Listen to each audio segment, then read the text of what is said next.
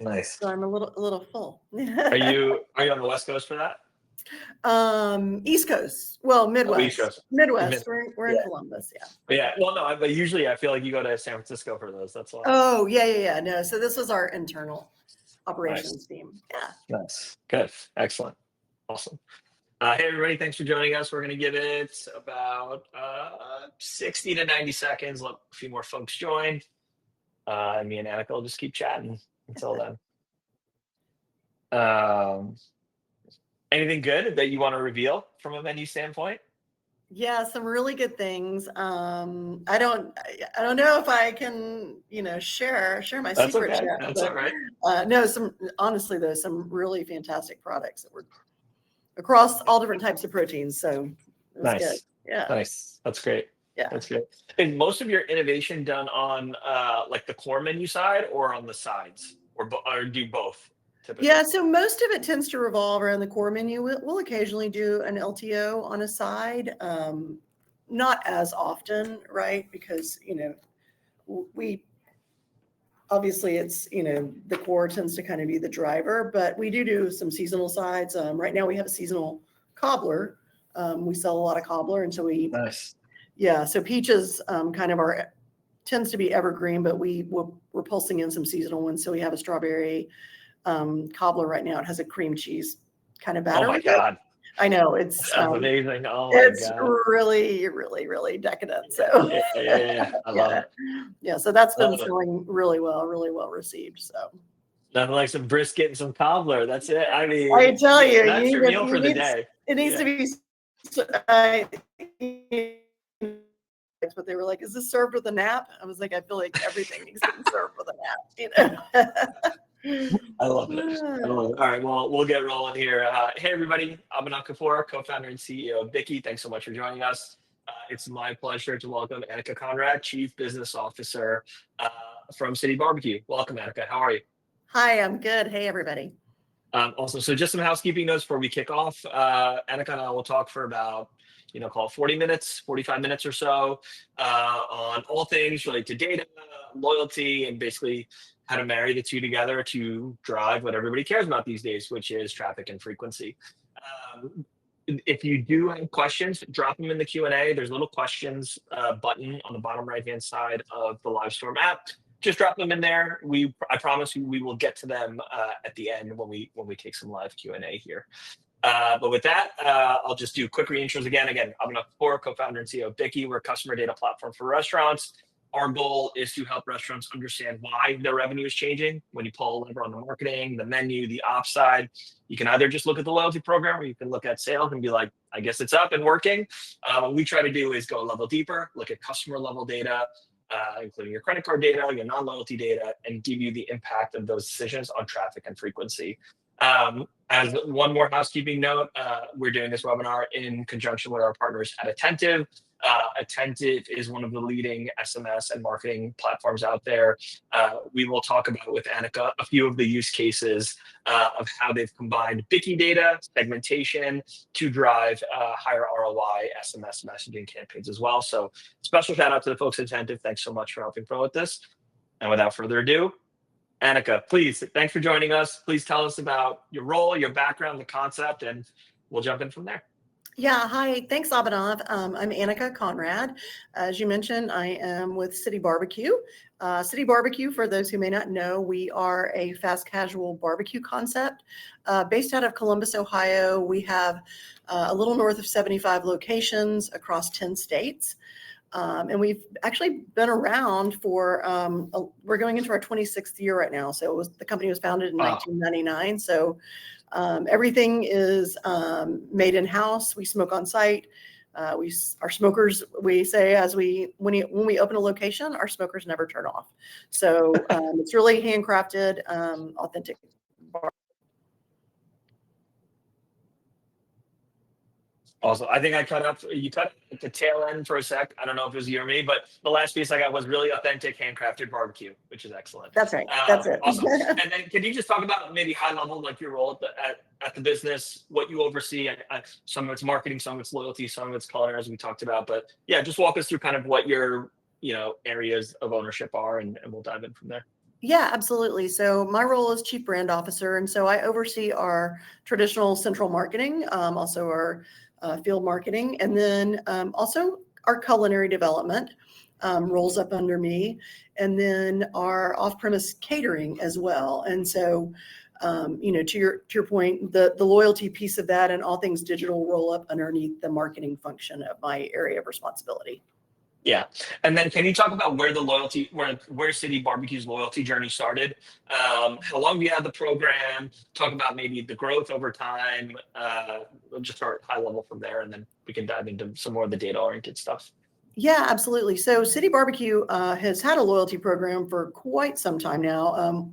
Really, I believe well over 5, almost 10 years ago, the program was initially rolled out. Yeah. Obviously, I've been with the brand almost 3 years. And so, it was well underway before I got here. And so with that, we do use a custom solution on the front end. We have a custom built interface for our consumers. So, should flag that as well. Custom built also online ordering experience that we tie in with that. We believe that our loyalty program is pretty best in class. I mean, if you look at our loyalty, how many people we have in our loyalty program on a per location basis, obviously we don't compete at the same unit level that they do, but we have more members per location than Starbucks or Chipotle does. Wow. So yeah, so it's really an important part of our business. And we do have a best-in-class participation rate. And by that, we define how much of every check that comes in, what percent of our checks, are associated with loyalty, I guess, scans in and, tells us they're a loyalty member. And so with that, we're above the 75th percentile for fast casual. So, it's really an important piece of our business. And so, it's one that we really are always looking to accelerate. And to do anything that we can, to get more consumers into the program and meaningful as it can be, right? One of the things that our founder always kind of presses me on is, why do I want to be a member of our loyalty program, right? And so it's what we kind of always have to think about is why does a guest want to be a member of this program? Yeah. And what's the value for them? Yeah. How did you, I guess, just drilling in a little bit, how did you get to that best in class participation rate? Or how did you build, I guess, what are some of the things that, like the building blocks of getting to a point where you have more members per location than Starbucks or that higher participation rate? What are some of the tactics that you leverage or some of the initiatives that maybe earlier on in your tenure that you kicked off to get to that point? Yeah. So, I mean, I think the first thing that I'll talk about is, just if we kind of step back and we think about, loyalty kind of culturally, like I said, we've had a program for many years. We had a pretty good participation rate pre-pandemic. Obviously, then when everything went off premise, right, that kind of tailed. So we've really, had to work to build that participation rate back up. And for us, a lot of it comes as we talk about the business case, understanding what loyalty does for our business and what it means to the business. And as you go out and you sort of share operators, right, it becomes really compelling. There's a lot of things that we can talk about, like, for example, someone who's in our program, they spend 134% more a year than someone who's not in the program, right? Yeah. So it's very easy to extrapolate that out and understand how meaningful that is to the business. And so, we kind of started really just banging the drum and talking about it a lot and sharing it with our operations team, right, how important that is. And we kind of had a mantra that we came up with, which was every guest, every time, which means asking every guest every time, are you a member of City Rewards? Are you using City Rewards today? Right. And so if they are, we want them to scan in, right, and let us know that they're a loyalty member so that we understand their behavior and we're tracking that behavior. And if they're not, then we want to share with them the reasons why they would want to join, right?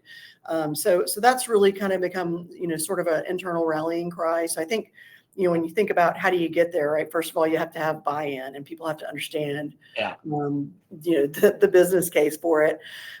So that's certainly, been very helpful. And then, on the acquisition side, we've done some things, we've made some kind of aggressive offers to get people into the program, right? So, and also whenever we open a new unit, We go out with acquisition campaigns so that we have an audience right off the bat for each of our new joint openings that we have.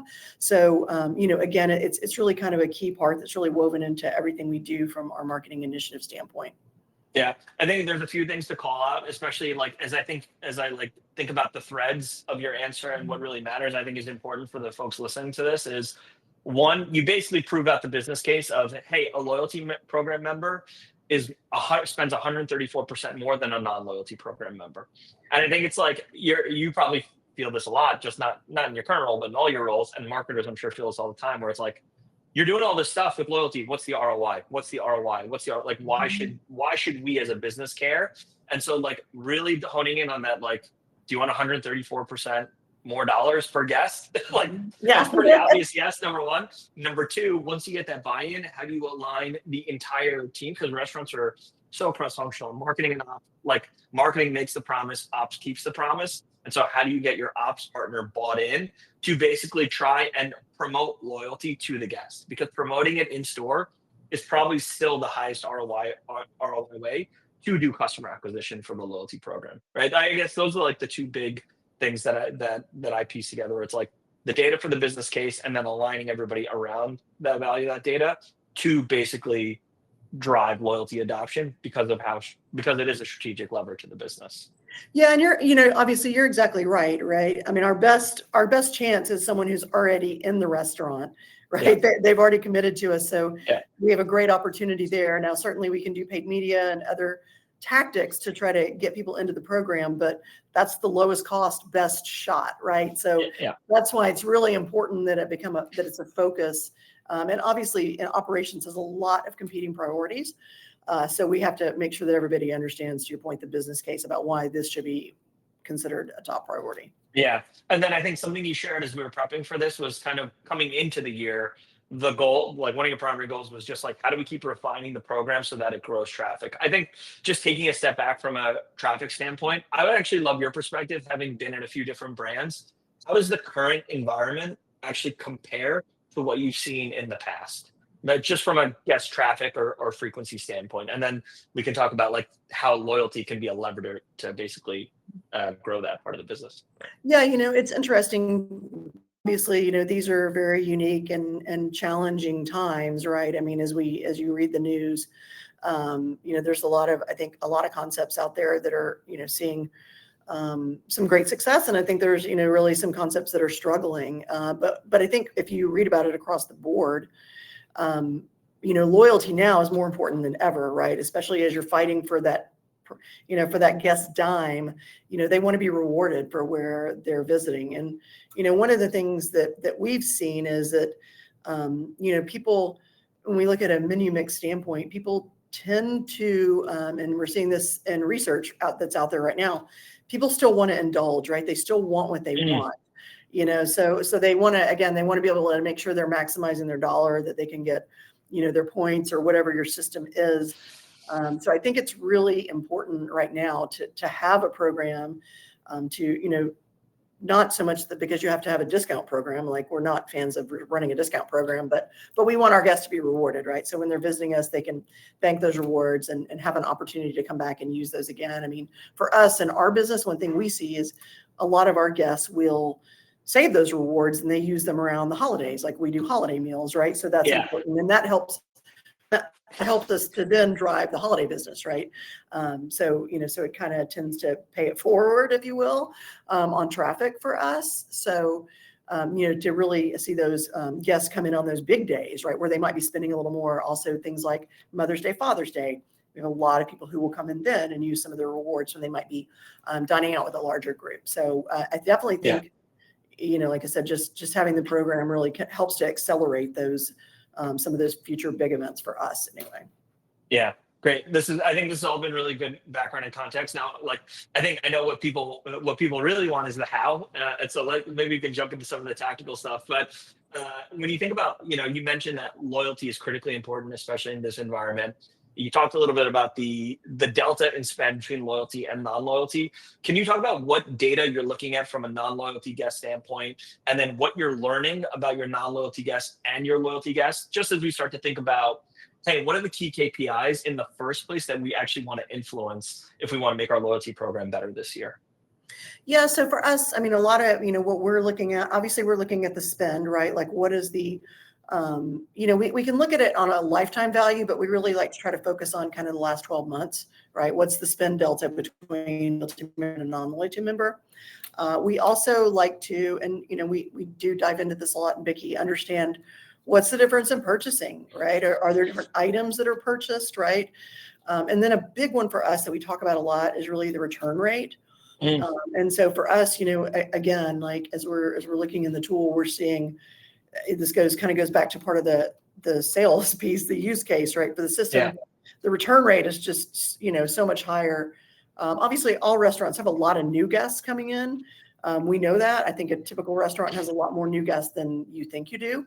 Yeah. That's one thing we found out about our data. I think we were kind of shocked when we dug into it. It's like, wow, that's crazy, So you have a lot more new guests really than, you think that you do. So we really talk about, that retention, right? Again, it's much more expensive to drive somebody in than it is to keep somebody. So the return rate is really important to us. And so we look at that and, that's another one we know, like the return rate of a loyalty guest is the retention is about twice as high as a non-loyalty guest. So there's so many reasons and so many data points that really make the use case for why it's important to the brand.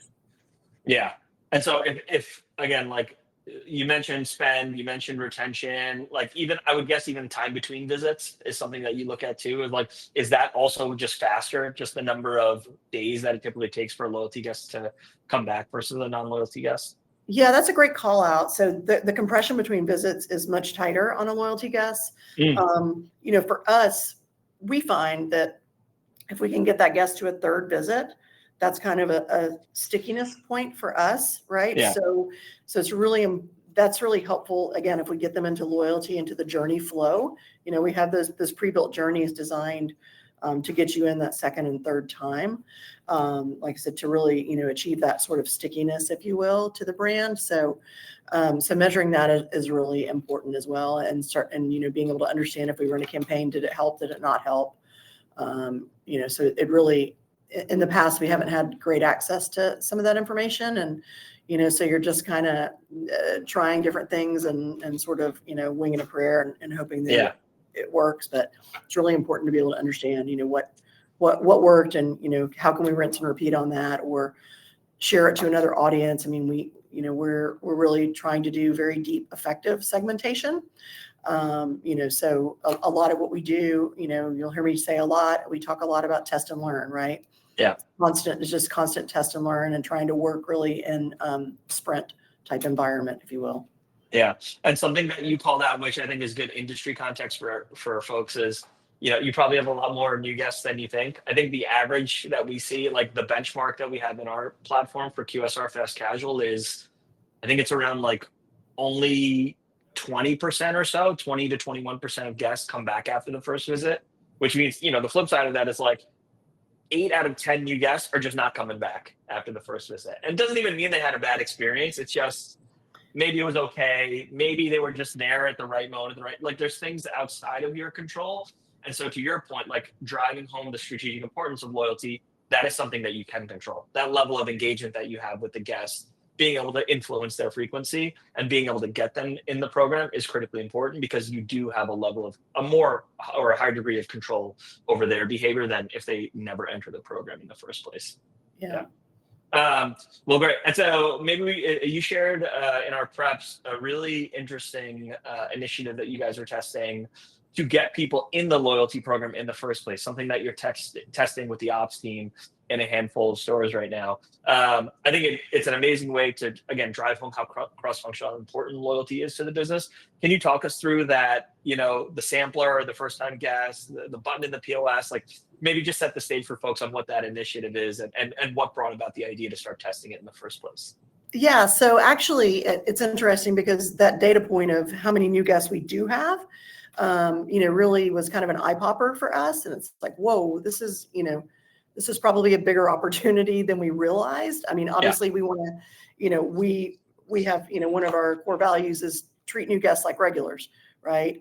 And so we want everybody to feel welcome. And part of it, because we're barbecue, we want to be able to share some of the experience. And so food sampling is also one of our key values. It's sample, sample, sample, right? So we want to get the food into guests' mouths. If they've never been in before, we want them to try our signature items. So we came up with this initiative. How do we know if somebody's a first-time guest, and how do we really make them feel maybe even more special than we already do, right? So what's the program? So we have a program now that we're testing in 2 markets. And so with that program, when a guest comes in, and a lot of times when a guest comes into one of our joints, you can tell if they're a first-time guest because they're looking at the menu. Just looking at the menu. Yeah. Whoa, and they're looking over to our board section where the meats are actually cut, and maybe it's very theatrical and they're taking it all in. So oftentimes you can tell, but if not, the cashier would ask if it's a guest they don't know as a regular, is this your first time here? And so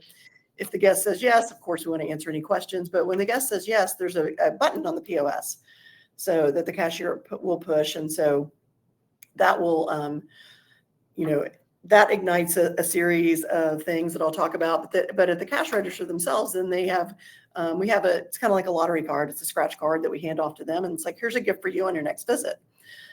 So they get that. And one side, like I said, is literally a scratch off that has some product they can redeem the next time they're there. And then the flip side is for them to join loyalty. And then, operationally, as they move down the line, at our expo station, it prints out on our chit that says this is a first-time guest, right? So they'll get their food, but then that immediately signals to either we call them Q ambassadors, which is somebody who works the dining room. That's their job, is to walk around and just basically be friendly and see if people need help. But either a Q ambassador or a manager on duty would then go to their table, introduce themselves, thank them for being there. It's their first time. Is there something they'd like to try that they didn't get to? So again, going back to that kind of sampling core value of ours. And so that's really what it's about, just making sure that people feel comfortable. They understand the menu. They understand what we do, how we are differentiated. So really getting to kind of share, a little bit of our story with those first-time guests, and then getting them into that loyalty journey. And so, again, so then those guests that come back for that second visit, if they redeem that card and they join loyalty, then we have our segment in Bicky. And then to push that out, we'll, upload that into our loyalty platform. And we'll actually, after they make that second visit, on their third visit, they get a free bottle of our sauce that we sell in our joints. So we sell sauce by the bottle. Yeah. So it's kind of something a little different, more of a soft reward, if you will, than just, the discount or percentage off or whatever. So that would be on their third visit, again, trying to really get to that sticky point. So that's the program. It has obviously a lot of cross-functional work between, marketing and operations and training, Tech. Yeah. A highly collaborative program. And, so for us, we believe it's a great way for us to really, again, welcome in that high percentage of guests that we now know we have, that it's their first time. Our first time. Yeah. And make sure that, they want to talk about it and that they want to return. Yeah, I want to dive into this because there's so many interesting jumping off points from how you set up the test. But one thing is, what does success look like for you? I know you're testing in 2 markets. What is, from an internal standpoint, what does success look like? What do you need to see for you to feel like, because it is a big lift, but what do you feel like you need to see from this test to be like, this was worth it? This is something we're going to scale out to the rest of the stores. Yeah. So for us, I mean, the top line, the biggest key metric is we want to see that new guest return rate go up, right? Yeah. I mean, that's the most important business objective, right? Is to get those new guests back. So we want to be measuring that. And then, of course, the second most important thing is how many of those people were we able to get into loyalty? Yeah. Again, talking about that being so important, that acquisition piece.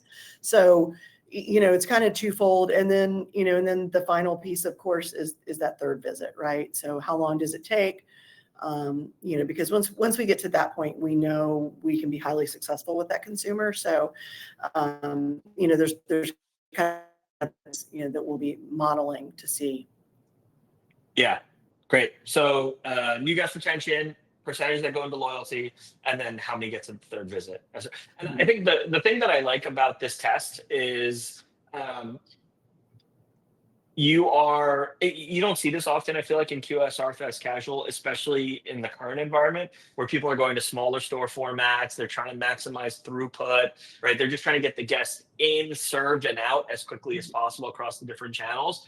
But you are like leaning hard into your approach to hospitality, your values, and the stuff that you know works, which is sampling. And then you're also leaning less into discounting, which I think is probably when most people think of loyalty, is what they think of discounts as like the primary lever. But you're leaning, as you said, into softer rewards that again reinforce the idea of sampling that you care so much about as well. Were all of, I guess, like were all of those just like intentional decisions as you were planning this, when you were thinking through it? Why did you decide on the bottle of sauce versus maybe just a dollar discount? Would love to understand like some of the trade-offs or some of the conversation that you were having there to get to that point where it's like, we want to get them into loyalty, but don't want to just give them like a straight dollar off offer, and actually just serve them something that we know works, which is sampling and part of our value. Yeah, I mean, I think, for us, it goes back to, again, that you did a great job top lining that, of being, really, really staying within our value proposition, right? And our core values and what we know resonates with our consumer. Not that, everybody doesn't want a discount, but, while we do, occasionally do offers to our guests, we really believe that our value proposition is offering them something that they want, that's of value to them. We tested another challenge where we did a bottle of sauce, was sort of the offer, and that really resonated. That actually, we tested that against a dollar off offer, and that actually pulled much better for us. So again, I think it's that notion of something of high perceived value to the guest. Of course, we love it because then when you open your refrigerator door, you see City BBQ right there. Yeah, so, right. So there's certainly, great All value. home. Yeah, great value to us. But, we do believe that our hospitality level is a differentiator. We know that our guests want to get in and out quickly, right? We know that's important as well. So, we can't drop the ball on that, but, we believe, again, that our hospitality is a differentiator.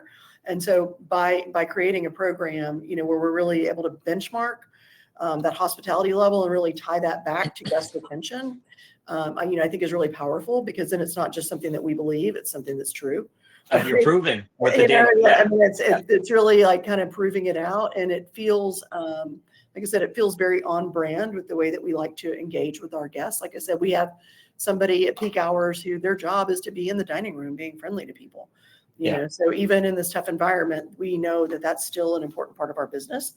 And that's one of the things that our dine-in guests like about us as well, right? And so, and I think we have to think about our loyalty program also being kind of an extension of that hospitality, right? I mean, that's one of the things I talk about a lot to our team is, our digital experience has to carry with it the same level of hospitality that we deliver in our face-to-face experience, right? So that's really important. So helping to making sure that all those touch points really emphasize what the brand stands for.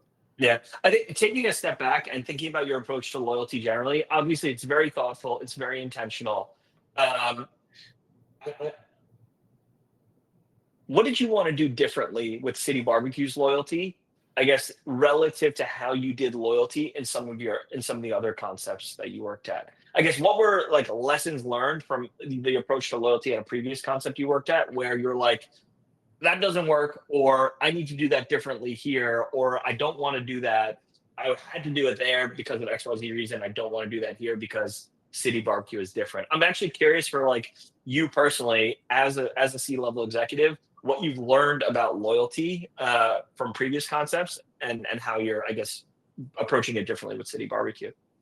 Yeah, I mean, I think it can vary somewhat from brand to brand. Like, for example, when you're in, like, let's just call out pizza, right? That is a discount heavy business, right? And so, a lot of what you do in pizza is it's just batch and blast, right? Every day.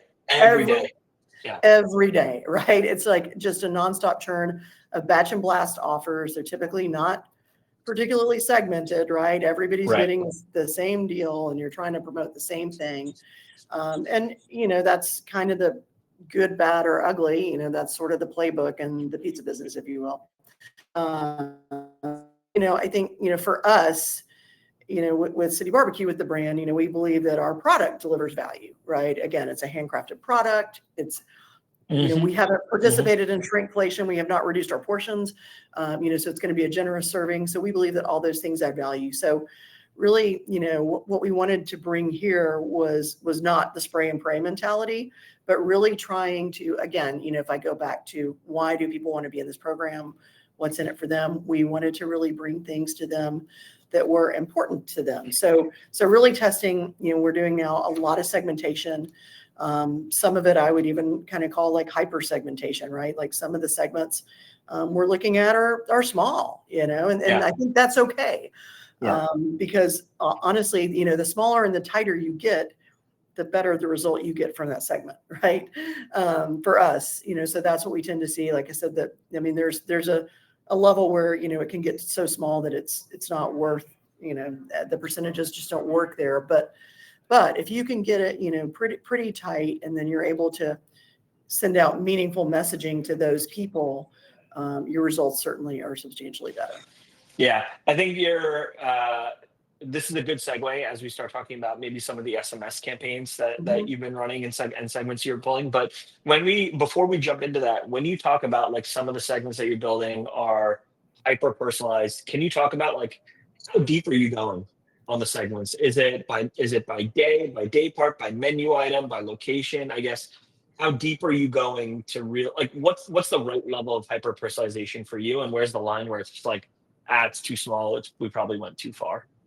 Yeah, I mean, it's a great question, right? So, and the answer is kind of, we've done all of the above, right? So we have kind of a series of arrows in the quiver, if you will. So, one that we're doing right now with loyalty, for example, is like challenges. So with the challenges, we've done one that's based on product. We're actually running one now that's based on day of week and day part. And so, we're trying to understand which one performs better. Right now, actually, the day parting one is performing better than product. But again, we're going to continue to test and learn. And that day parting one, is a pretty small segment for us. Yeah. I want to say, and by small segment, I'm saying like 50,000 people, right? Okay. But relative to our database, that's a pretty small subset. But we're seeing really good results through that group.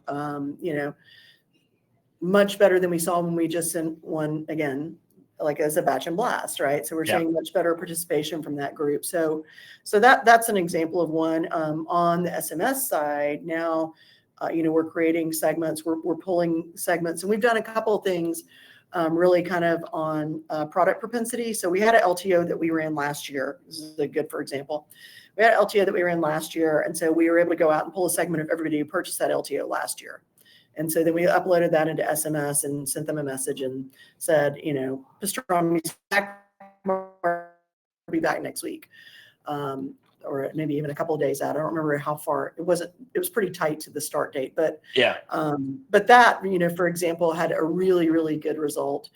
We did something similar. As I mentioned, we sell various holiday meals. So this year, like for our Easter meal offering, we went out and pulled a segment of people who had purchased Easter meals last year and let them know, like, hey, ordering opens today, right? So it's an online pre-order, and that's typically, obviously you're feeding a lot of people. It's a very expensive order for us, so it's very important to the business. So we did that, and I said to you, we tend to, what we're seeing with these smaller segments like that, for one, with SMS, you do pay per message, right? Yeah. So there is a cost. And so for us, part of managing our budget is, we only have so many dollars dedicated, each period to what we can spend on our SMS program. And so the more that we can reduce the waste and not be sending messages to people that have zero interest in that, it really helps us to manage our budget from one standpoint. And then it helps, obviously, again, helps that message be meaningful to our consumer. So it's not like, why would they send me this, right? I don't participate in that, and it's not relevant. So, for example, like on the Easter holiday meals, and we benchmark our SMS messages by average revenue per message, right? So that's what we're looking at. Okay. So our average is like, I think 30 something cents per message, right? And so when we sent that to a segmented, our revenue per message was more than $2. So Oh my God. So, I know. oh, So so you're talking about literally, like like, a 7x lift in just from segmenting. yes. So, I mean, really, really incredibly meaningful. And we're seeing results like that pretty much across the board with, those product Oh propensity man. type segments. You've been holding out on us. This is way better. This is better than even I expected from a segmentation lift standpoint. I'm like, Yeah. all right, 3-4x, because that's what Yeah. we've seen in email. Yeah. But like 7-8x on SMS just through like deeper segmentation. That's phenomenal. Yeah. It's really, really, I mean, it's exciting. And again, Yeah. when we think about for us, I mean, the consumer's not the only person who's concerned about their budget, right? We're For sure. concerned too. We have to That's it. manage our budget as well. So, that really helps us so that, we're getting such better performance and we're staying on budget and we can send more messages to the Yeah. rest of people. So, it's definitely been a win-win in the business for us. Yeah, I think there's something I want to call out about your approach to the SMS campaigns that you shared, which I think is interesting, where everybody talks about sending relevant messages or personalizing the messages. And personalization can be just like this big nebulous thing. I think the thing that you're doing is like you're launching campaigns that have been successful in the past. And then you're doing actually like a super, again, like simple but important approach to personalization, which is like, who did this campaign resonate with previously? Because we're bringing that campaign back, and we just want to let them know that this campaign is coming back. So like pastrami, holiday meals, Easter meals, like these are things that you're like probably just building a list of like who ordered pastrami previously. Let's just tell them it's back, and even if they're even if like it's so simple and foundational, but you're showing that even that level of personalization can have a pretty dramatic lift in the ROI of these campaigns, which I think is great. One question I had, which I've always been curious about this, and we didn't prep for this, so you don't have to answer the question if you don't want to. But you talked a little bit about SMS budget. What is your SMS budget relative to your overall paid ads budget? Is that the right way to think about it? Like your paid campaigns, and then I guess what percentage is SMS, or is it we have an SMS budget as a percentage of our overall marketing budget? Either one is fine. I'm just curious, like what you view as like the right benchmark. Yeah, I mean, for us, I would say our SMS budget tends to run probably around 20% of what our digital would be. Okay, 20% digital. Cool. Yeah, generally speaking, it would be about 20% of the digital budget. Yeah, and then is there another big bucket in there, which is maybe the loyalty promotions as well? Does that take up another chunk of that digital bucket? Not really, because, I mean, we obviously we pay for our loyalty program, but we sort of consider that as like a sunk cost, right? So then whatever messaging we're sending out, is actually probably a little less expensive, right? It's less, I mean, there is an email associated cost, but that tends to be a little less expensive. So, which is another reason, why we want our SMS to work hard for us, right? Yeah. It does have to perform because there is, it's a decent part of budget, so it has to perform well. And then something that you shared with me, I think when we were at a conference a couple months ago, is like, if you're in someone's SMS inbox, they're often expecting a promotion, right? I won't use the exact words that we share. This family-friendly show, but but I get it, right? Like if you're in my inbox and like in the place where I talk to my wife or my mom or my friends, like you better have a really good, compelling reason for being there. And oftentimes that can be just a promotion. Are you doing a promotion within every message, even with this level of segmentation? Or is it now that you're able to segment, you don't have to have a promotion in every message, and you can just nudge people to do the thing that they like, which is order pastrami because it's coming back? Yeah, no, that's a great point. And that's, it was kind of a big insight because we did, I was telling you, people do actually reply to promotional messages. And so we got some feedback from one of our, frankly, it was probably a batch and blast, right? And it wasn't of interest. And they just, in a very forceful way, told us, where's my discount? Which is a little bit of an aha, because it's like, oh, okay, you know what? Shame on us. We sent something that wasn't meaningful to this person, and they only want a discount. And we don't want our SMS to be just a discount program. Again, occasionally we do send out offers, but that's not really what we want to be exclusively in the business of doing. So that was, part of the impetus to us to really say, like, you know what, it's got to be meaningful to these people. And so, and what's interesting now is that, like for 4th of July, we sent out something to like pre-order your 4th of July family pack, right? Or party pack. And, again, so that going to people who order those products, no offer, but a very, very high revenue per message. So, like I said, while we will occasionally send an offer, I mean, we do some things for free delivery, some other things like that, really getting into that product propensity and purchase segmentation has really allowed us to kind of back off of discounts, because that was one of our big initiatives for this year, is like, hey, we want to bring the discount rate down. Right. We know people are pressed, but we have to be mindful of our own business objectives, right? And so, and by the way, again, we don't think we have to, we don't think that's really who we are, and we don't think that's the value that we deliver to the consumer, the absolute cheapest or biggest discount player out there. That's not what we're seeking to do. Yeah. What's a good discount rate in, like, as a benchmark? So it's interesting. I mean, I think it varies from concept to concept. Like our loyalty provider would say, of transactions that go through the system, a 10% discount rate is a fast casual average. Got it. But we're below that. It's important to us. We want to be below that. So yeah, that's awesome. And so it's interesting. It's like segmentation and this level of personalization is actually helping you bring down the discount rate and it's kind of like a win-win, honestly. It's like we're bringing down the discount rate and we're also getting more revenue per message, right? Yeah. Is that like just the simple upshot of kind of this level of personalization that you're able to accomplish? And I think, again, tying in the intentionality of the campaign, which I think is super important to call out as well. Yeah, I think it's really incredibly important. And again, I think it goes back to like taking up space in people's lives, right? Like I don't want somebody that just sends me a bunch of spam that's totally irrelevant to me. Dick's Sporting Goods, I'm looking at you every day, new text message, 70% off stuff I never even bought. But yeah, right. And it's so irrelevant, and you just get so annoyed, and you're going to unsubscribe, right? Yeah. Or even worse, for the brand, you just ignore it, and then they're paying every time they send you something. And you're in a flow, and I mean that's part of it too. One of the things, if we do have something, because we will send out mass notifications. Not everything we do is hyper segmented, but we keep it to our active users, and we'll do campaigns from time to time, to inactive users to see if we can re-engage that segment. But otherwise we're not going to spend money to send to those inactive users. Yeah. Okay. I want to do 5 more minutes here. And then just a reminder to folks attending live, if you do have a question, please drop it in the Q&A, the little questions button that you see on the right. We will, I have a couple more questions for Annica, but then we'll get to audience Q&A.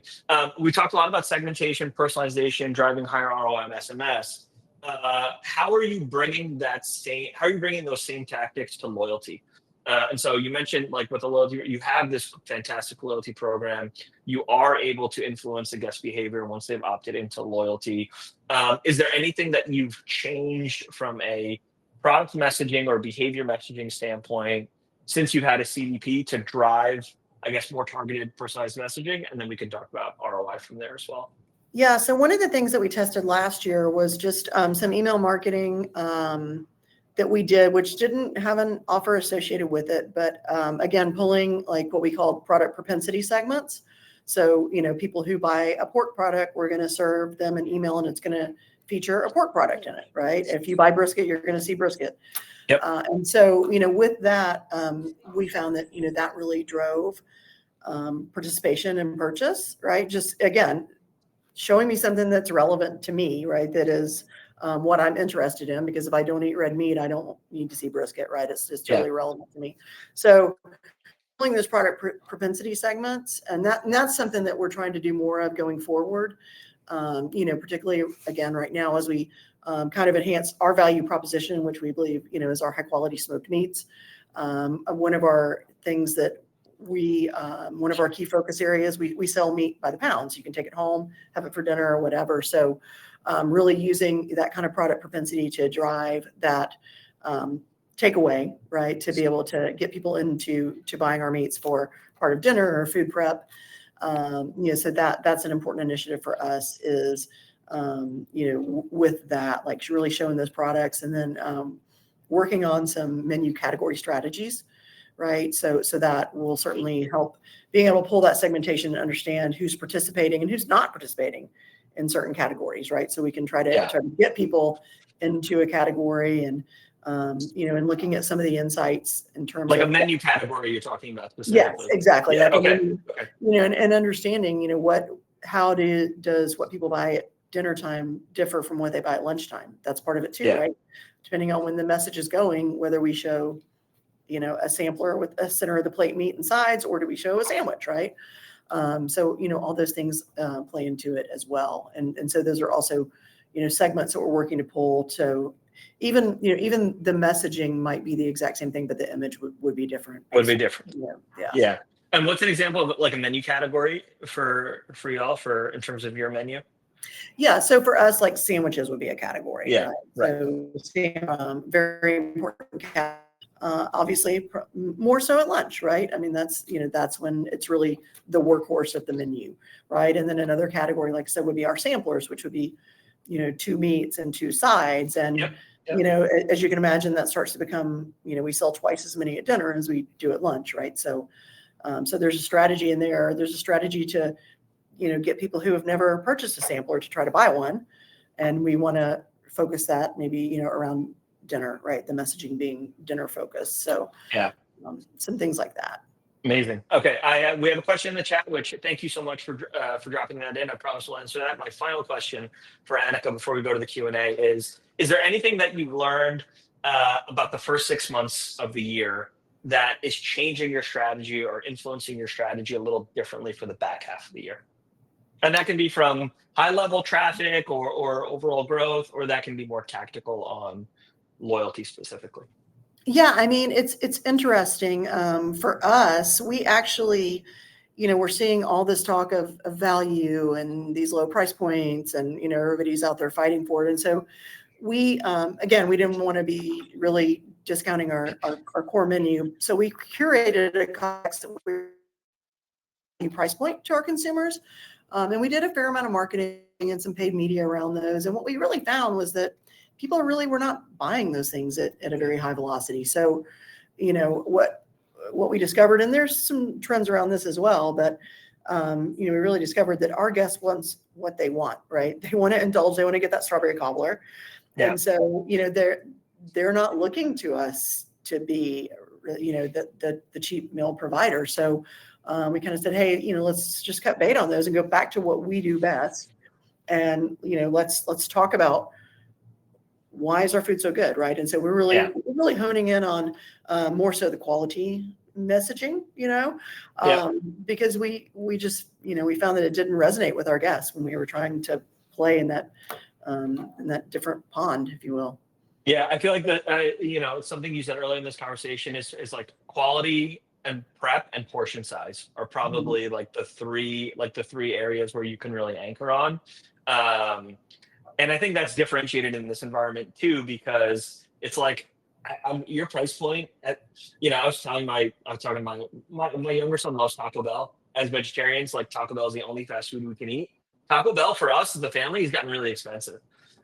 It's like, you buy a cravings box now, you buy like 3 or 4 cravings boxes. I know way too much about the menu. It's like $60, Yeah. And so at the same time, I'm like, there is this almost not trade up, but this like trading between like, oh, we should go for something a little more premium or fast casual.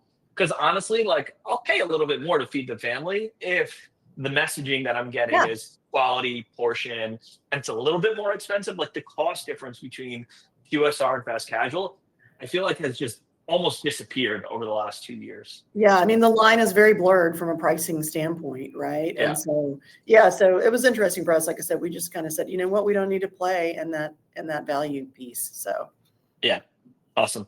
Okay, jumping over to the Q&A. Thank you so much for the question. Please drop in more while we have Annica. We'll go another few minutes. The question is, catering seems to be a big part of your overall business. If you don't already have catering benefits for your rewards program, do you feel pressure from catering clients to put catering benefits into your rewards program? Yeah, so we actually, that's a great call out, Renee. Catering is a huge part of our business. It's one of the things that we're obviously barbecue travel as well. So, we're in a great spot to do a lot of catering. We do occasionally get a guest who says, "Oh, I want to get points for my order." It doesn't come up a lot, but it does come up occasionally.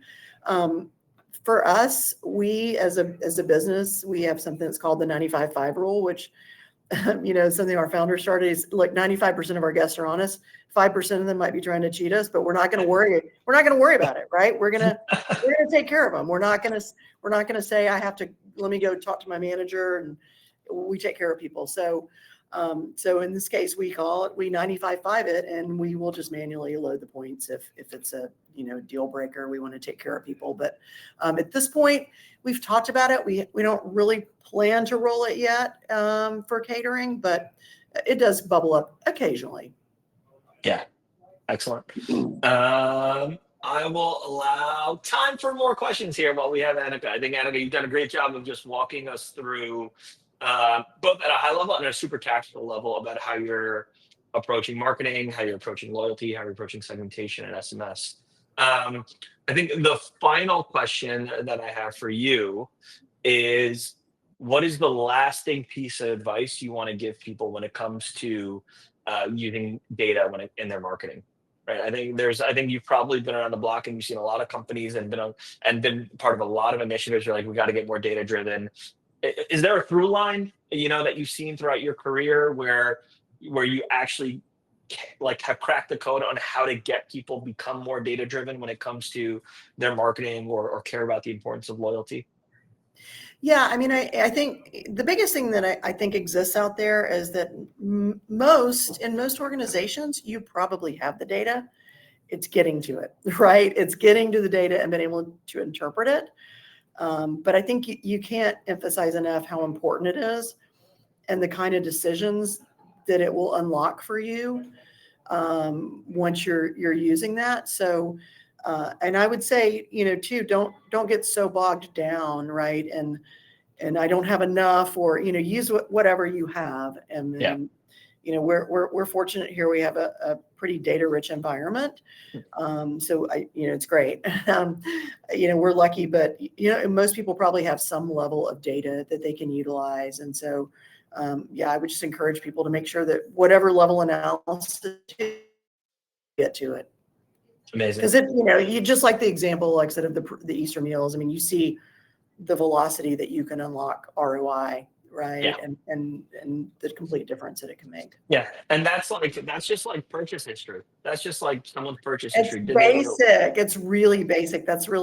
We just went one level deep with that. That was it, right? So some segments we might be going 2, 3, 4 levels deep, like they do this and they do this and they do it then. And this is really a super simple segmentation that there's probably a lot of people have access to get to that. So I would just say, and for me, the big thing, like I said, I say it all the time, is just test and learn, right?